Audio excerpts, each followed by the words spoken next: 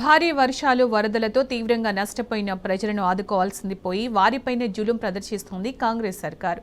ఓవైపు వరద బాధితులను పరామర్శించేందుకు ముఖ్యమంత్రి వస్తున్నారంటూ ఏర్పాట్లు చేస్తూనే మరోవైపు సర్కారు వైఫల్యాలను ఎక్కడ ప్రశ్నిస్తారో అని బాధితులనే అదుపులోకి తీసుకుంటున్నారు పోలీసులు.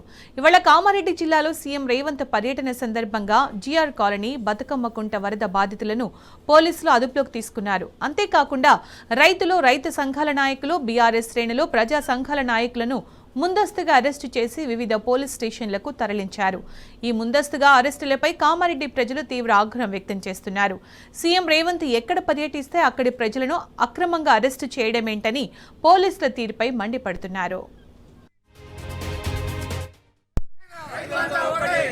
జై జవాన్ జై కిసాన్ జై జవాన్ జై కిసాన్ జై జవాన్ జై కిసాన్ వర్ధిల్లాలి రైతుల ఐక్యత వర్ధిల్లాలి పార్టీలు వేరైనా రైతులంతా ఒకటే పార్టీలు వేరైనా రైతులంతా ఒకటే జై జవాన్ జై కిసాన్ జై జవాన్ జై కిసాన్ భారత్ మాతా కీ జై భారత్ మాతా కీ. అధ్యక్షుడు విఠారెడ్డి గారిని అర్ధరాత్రి 12 గంటలకు తాడ్వై పోలీస్ స్టేషన్లో తీసుకొచ్చి పెట్టడం జరిగింది. ఇది భారతీయ కిసాన్ సంఘ్ పూర్తి నిరసనతో ఖండిస్తున్నాం. ఇట్టి చర్యలు రాష్ట్ర ప్రభుత్వము చేయడము వారి విజ్ఞతకే వదిలేస్తూ వారి భయపడుతున్నారని పూర్తి తెలంగాణ రాష్ట్ర సమాజము, రైతులు దీన్ని అర్థం చేసుకోవాలని మరొకసారి తెలంగాణ రైతాంగాన్ని మేము కోరుతా ఉన్నాం.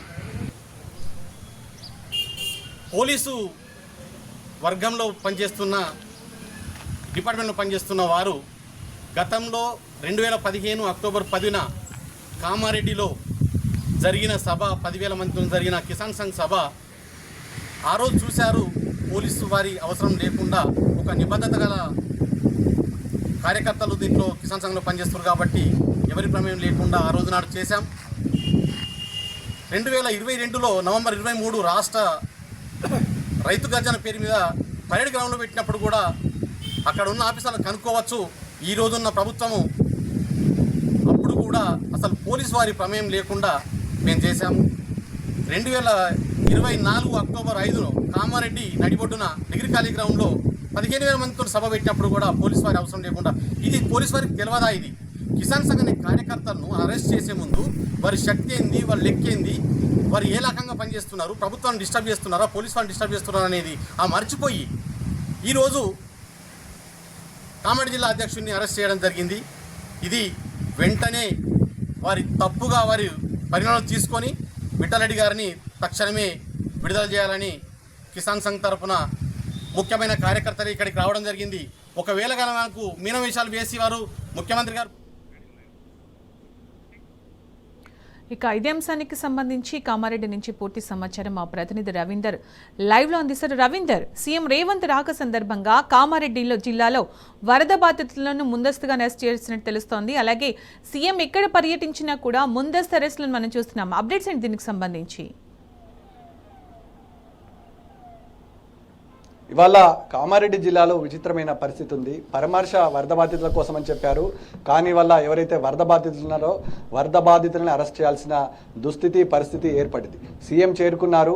దాదాపుగా ఎక్కడైతే కరెక్ట్గా 9 రోజుల క్రితం వినాయక చవితి రోజు ఈ కామారెడ్డి జిల్లాలో సంబంధించినటువంటి వరద వచ్చేసి పూర్తి స్థాయిలో కామారెడ్డి అతలాకుతలమైన పరిస్థితి అందరికీ తెలిసిందే. ఎట్టకేలకు కోలుకుంది ప్రభుత్వం.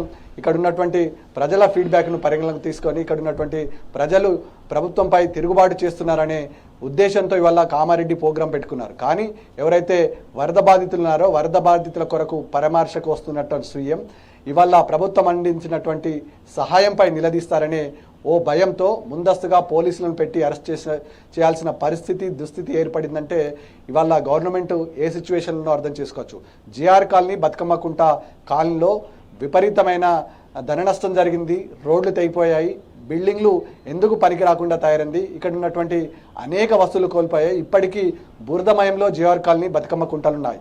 వీళ్ళని పరామర్శిస్తే రేపు న్యాయం జరుగుతుందని అంతా అనుకున్నారు. నేరుగా ముఖ్యమంత్రి కలిసి మాతో ఇంటరాక్ట్ అవుతాడు, ముఖ్యమంత్రితో మాట్లాడడానికి వెసులుబాటు ఉంటుంది, మాకు జరిగిన నష్టాన్ని అంచనా వేసుకోవడానికి ఒక మంచి దారి దొరికిందని ఇక్కడ బాధితులు అనుకున్నారు. కానీ దానికి విరుద్ధంగా ఇవాళ ప్రభుత్వం, ముఖ్యమంత్రి ఏ ప్రభుత్వమైనా చూసినా గతంలో ముఖ్యమంత్రి ఇక్కడ పర్యటించకన్నా ముందు కాంపెన్సేషన్ ఇచ్చే పరిస్థితి ఉండదు. ముఖ్యమంత్రి పర్యటించిన తర్వాత కాంపెన్సేషన్, కానీ అనూహ్యంగా ఒక్కో బాధితుడికి ఒక ఇంటికి ఏదైతే నష్టపరిహారం జరిగిందో 11,500 రూపాయలు ఇచ్చారు. ఇది ఎందుకు సరిపోదు? వాళ్ళ ఇళ్లను వాళ్ళు బురదతో చెత్తా చెదంతో క్లీన్ చేసుకుంటే ఒక్కొక్క ఇంటికి 30,000 రూపాయలైంది. ఆ సహాయం ఎందుకు సరిపోదనే వీళ్ళ బాధితుల నుంచి మొదటి నుంచి డిమాండ్ ఉంది. ప్రభుత్వం మానవతా దృక్పథంతో ఆలోచన చేయాలి, మమ్మల్ని ఆదుకోవాలి. గతంలో వరదలు వచ్చాయి, హైదరాబాద్ వరద వచ్చినప్పుడు ప్రతి ఇంటికి ఆనాటి ముఖ్యమంత్రి కేసీఆర్ ప్రతి ఇంటికి సహాయం అందించాడు. ఆ లెవెల్లో సహాయం అందుతుంది అనుకుని వాళ్ళ కామారెడ్డి ప్రజలు అనుకున్నారు. కానీ దానికి విరుద్ధంగా పూర్తిగా ఇల్లు నష్టపోయిన వాళ్ళను అనేక రకాలుగా క్వశ్చన్లు వేసి ఇబ్బంది పెట్టి థర్డ్ పార్టీ ఎంక్వైరీ చేసేసి ఎట్టకేలకు ప్రభుత్వం 11,500 రూపాయలు ఇస్తామని చెప్పారు. సరే, ఆ విషయాన్ని పక్కకు పెడితే 5 చనిపోయారు, వరదలుగా 5 వ్యక్తులు చనిపోయారు. వారికి కాంపెన్సేషన్ ఇస్తామని చెప్పింది, కాంపెన్సేషన్ ఇయ్యని పరిస్థితి.